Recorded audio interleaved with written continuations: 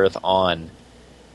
And it's great though, like watching them grow up and learn and everything, and seeing them interested in the things that you're interested in, or even in just the things you were interested in when you were a kid, is just a really great experience.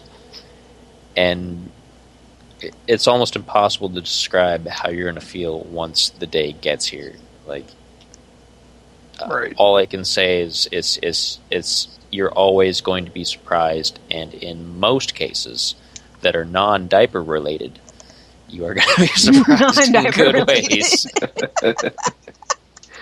Well, it's so funny because, like, I'm so unfazed by things. Like, gore doesn't bother me. Like, disgusting things, they just don't bug me. Everyone's like, dude, you're going to pass out when you see that baby come out of her. I'm like, no, I'm not.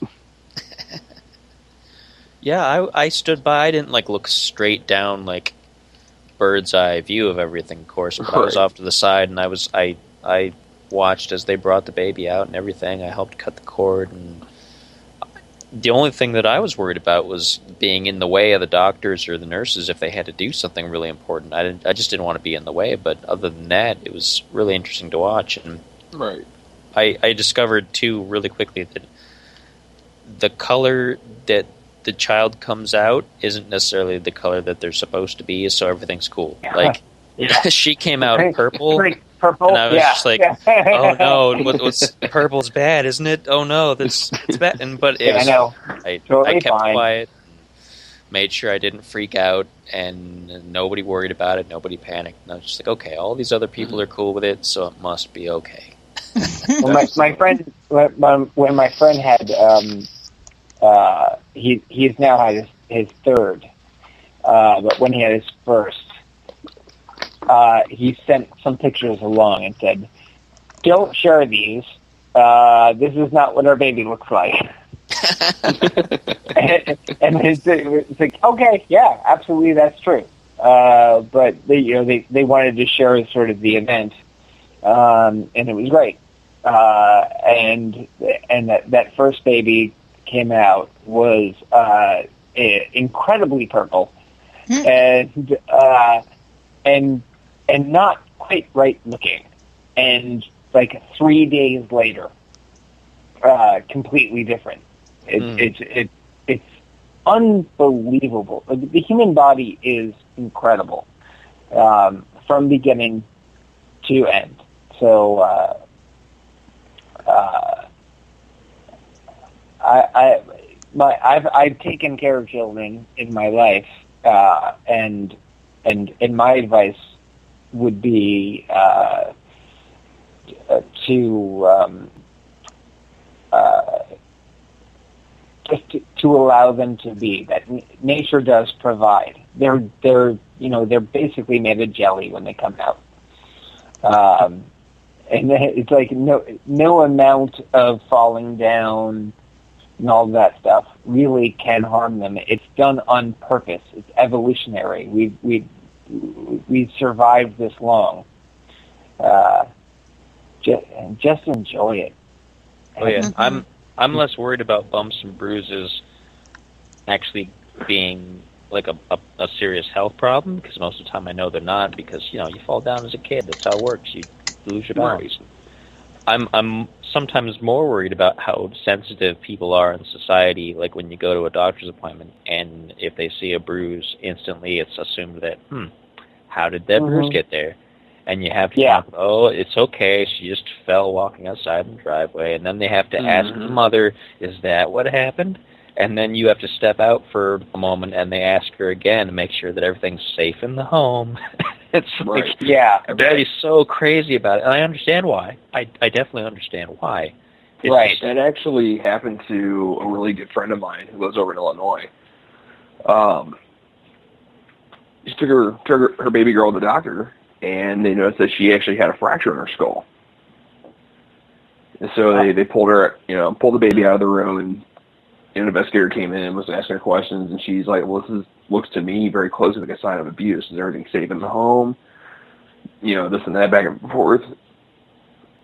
And this story, across the Midwest, it kind of just swept over the news.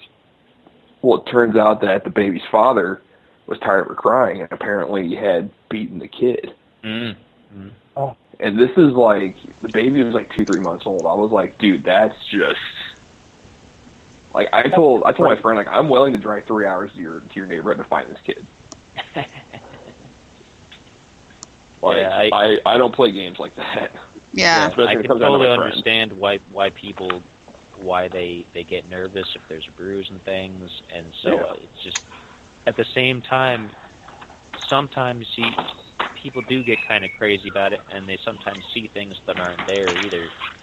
And if you're a new parent and they don't know who you are, and you might be and just an intense individual, or who knows, and then all of a sudden you're getting in the midst of an interrogation, and you're just like, I don't know, and you don't want to come off as nervous because you don't want to think that you look guilty when you know you're not. But who knows? It's a crazy situation in the world right now because you have to be careful because there are people, like you mentioned, that do these really awful things. And and when you actually see me in person, like, you know, I've got my earlobes are stretched out to an inch.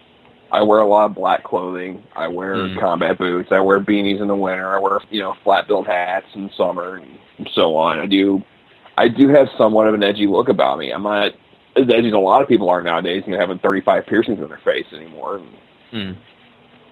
But I do get those looks from people. Maximus played a show up in Norton, Kansas. Norton, Kansas is like this little blink-of-an-eye town. And when me and Blackie went to the grocery store in town to get a couple things for the show that we had to do, like, literally, this place was like a Walmart, but like redneck style. And it was so small. And the looks I was getting people in there, even like people that were around my age, was like almost a little threatening. Because I was so outside of their element. Yeah, and I can totally understand why people, you know, if my kid, you know, went to the doctor with a bruise and the doctor's like, well, you look, people like me, we get profiled, you know, easily. That's pretty much what I'm coming to. We get profiled so easily. I can tell you how many times when I was a kid at the mall, like walking around with my Slipknot shirt on and my skinny jeans and a flat belt hat on backwards, like just hang out with like the people who were like the preppy kids. Like, whenever a fight would break out, I'd be in the middle of it trying to stop it. So I was friends with a lot of those people. I didn't want to see people fight over stupid shit that went on. I was the one getting tackled to the ground because I was the one who looked like I started the fight. Well, me being a woman, you know, there are times I just wear jeans. And every now and then, and these people know who I am, but, you know, there's times I actually wear a dress. And they're all in shock. They gawk, they look, they think something completely different. Why is she wearing a dress? She never wears a dress. What's she doing? Or whatever. And finally I said, oh my God, guys, you have not seen a woman in a dress before? Get over it! And I walk out of the gas station. Like, seriously, get over it! Right. Yeah, those kind of things with me, too, is like, I'm so used to my wife, like, wearing, you know, capris and skinny jeans and cut-off shorts. And then when she got pregnant, she started wearing dresses a lot more because, you know, they're a lot more flexible and they're not as constraining as a pair of jeans are. And it was kind of weird to me because I've seen a woman in a dress, obviously, you know, everyone has. But it comes down more just to the person just not being, you're not used to seeing that person wearing that article of clothing. Right. Like, there's a kid that went to my high school. He was really preppy. He wore polo shirts and khaki shorts all the time. He came to school wearing, I think, a Trivium shirt. And I was like, dude, what are you doing?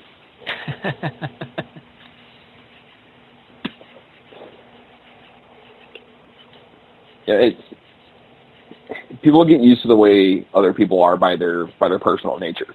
And when they step outside that box, you know, just to try something out, it throws people off. The first time I wore a polo shirt, a pair of jeans, and a pair of Nikes to school, everyone was like, what happened to Sean? He's not the punk kid we think he is. Like, my senior year, Christmas break, I walked out of school the day before Christmas break wearing a Marilyn Manson t-shirt, I think, and, like, a pair of black pants, and I had my hair up in a mohawk, and I had a bit of a beard going on. I came back to school after Christmas break wearing a long-sleeve polo shirt, a pair of, like, regular blue jeans, a pair of Nikes I got for Christmas, and I ended up buzzing my head and shaving my beard off. And everyone was, like, just so freaked out that, like, I had changed my entire look just for, like, a week straight. Wow.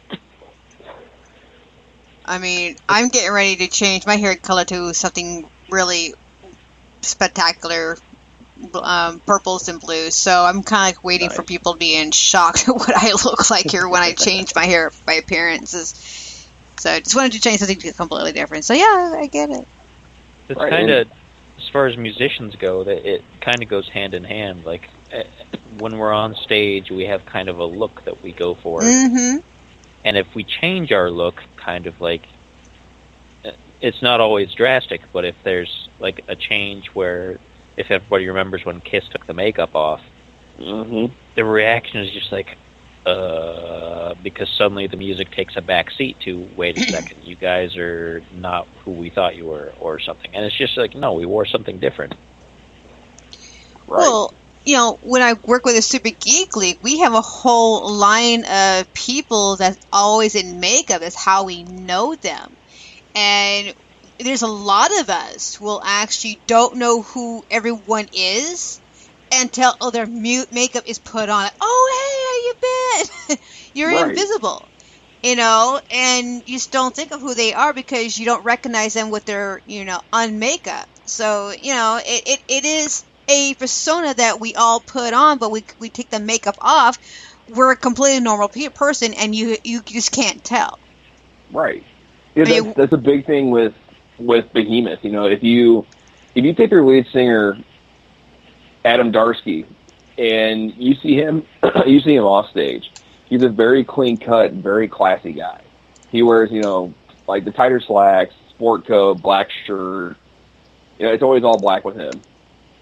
And if you see him walking around festivals, he's wearing like a tank top and either like shorts or, you know, skinny jeans or whatever with a bikini on, kind of keeping it on low key.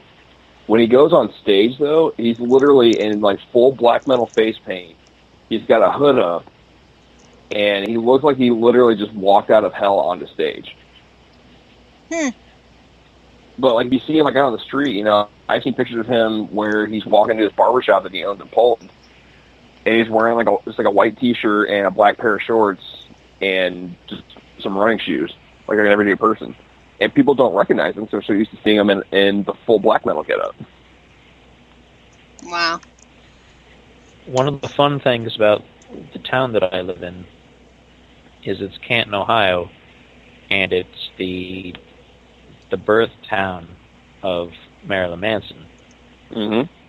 And he still has some family that lives here. His family had moved to Florida sometime in his teens.